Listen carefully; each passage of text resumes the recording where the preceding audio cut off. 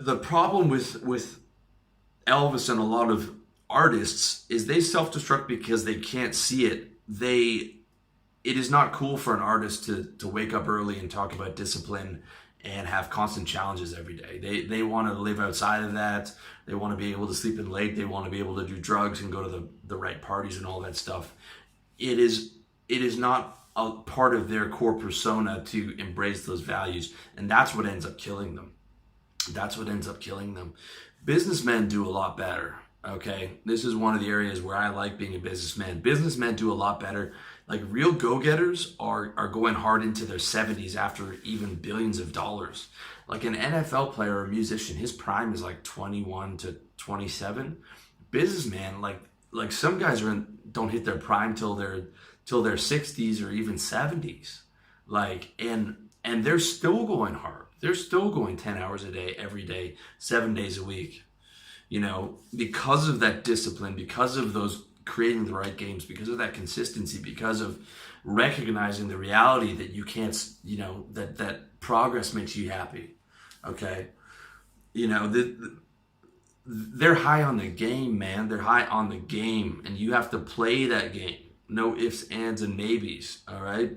I'm not saying you can't get comfortable, but that comfort has to come after a hard day's work, because comfort is the enemy of progress, and progress is the key to happiness. Okay, creating the right game for yourself and progressing on your path will make you happier than anything else. You have to have that mission. You have to have that great thing in your mind.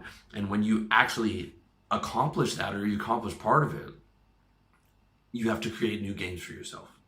You can't stop. You can't just stop and stall on a plateau and say, well, that's it. Elvis could have, tried to go for 10 or 20 number one singles, or, a million other different games, or he could have tried country albums, or he, could have done all kinds of different things to challenge himself. But he didn't. He didn't, and he fell into drugs and the downward spiral and ended up dying young. And it's just another one of those tragedies of someone who's so talented. You're Amy Winehouse or Jimi Hendrix or on and on and on, who die young and don't fulfill their potential and probably were quite unhappy leading up to their eventual death, which is a real shame. Okay, you have to have games for yourself. You have to have challenges. You have to create, and you have to do it every day, and you have to be disciplined every day. All right, we're not evolved for this comfortable society. We're evolved to have to work hard every day, to have a mission of getting food and building shelter. Well, now that stuff we can easily automate. So we have to create bigger missions for ourselves. We have to create better games for ourselves. All right. I mean, there's no way out of hard work and progress, because progress is happiness. Progress is happiness. That's that dopamine coming in, like, oh, I hit the next thing. Oh, I can do this now. Oh, I'm at this level now. Oh, I've got this amount of money now. Oh, I can live here, or I can drive this. Or, I did this with my business, or I got to, XYZ level, right? That's what really gets you high, okay? And it's a clean high. It's a clean high. From the right games, you get clean highs, okay?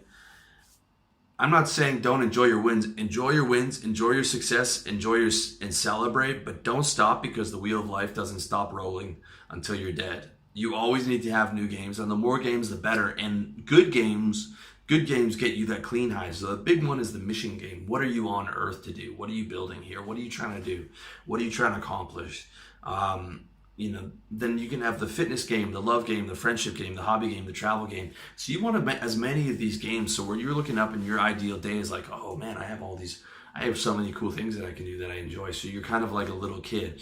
When you're a little kid, you had like 17 things that you liked. I remember I was like, I like peanut butter. I would be like looking forward to my peanut butter sandwich at lunch. I'd be looking forward to being able to play video games on the school computer, which were like the most basic, terrible video games ever, because I grew up in the 80s. I look forward to recess, where I could play with my friends. I look forward to, learning about history, because that was interesting for me even when I was young. I look forward to getting off school, because then I could go over to my friend's house and we could play sports and play Nintendo. The only thing I didn't look forward to at the end of the day was being forced to have a bath by my mom and going to sleep, because I loved life so much that I wanted to do all these other things.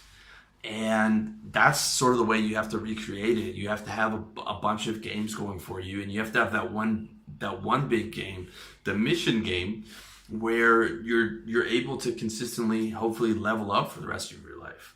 Like, if you look at the high level business guys, they're still going into their 70s, dude. That's where I want to be. I want to be going into my 40s, 50s, 60s, 70s. I don't want to be doing this exact same game. I want my last post, my last video, or whatever the type of content is, to be on my deathbed. Okay? I'm not stopping at this. I'm totally obsessed. And if you have a mission like that, if you have a great game like that, I'm telling you, it's going to give you that fuel, that fire. So where you won't be taken out by actually accomplishing things. You'll know what's coming. You'll be able to celebrate. You'll be able to enjoy it. But as that enjoyment starts to wear off, you're gonna be like, okay, so what's the next level in this? How do I take it to the next level? How do I expand even further? What else can I do to challenge myself? What other type of game or sub game can I add to this game? Okay, and the reason I keep bringing it back to games and playing the game of life is because games are fun, dude. That's the way you want to approach life.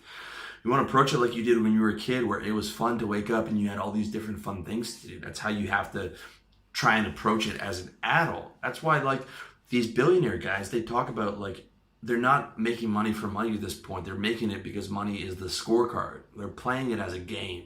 And that's what got them so far, because they understood that mentality and they were able to take a lot of the fear out of it by playing it as a game. All right? It's so important. So, mission game, fitness game, love game, friendship game, hobby game, travel game. The more games you have working for you, the happier you'll be. But you got to have that big mission game. You got to be on top of that. And every time you hit a plateau, celebrate and enjoy, but expect that sooner or later you're going to drift and get bored of that plateau, and you got to be thinking about where you're going to go next. Okay? It's that simple. Don't ever think you can stop playing the game. Don't ever think that. You can relax, you can take a vacation, you can celebrate, but you can't stop playing. Elvis tried to stop playing. He tried to stop, and he took refuge in everything else, and it cost him his life. Okay? You can't stop playing if you want to be happy. You have to keep you have to keep progressing. You have to keep challenging. You have to keep doing new things.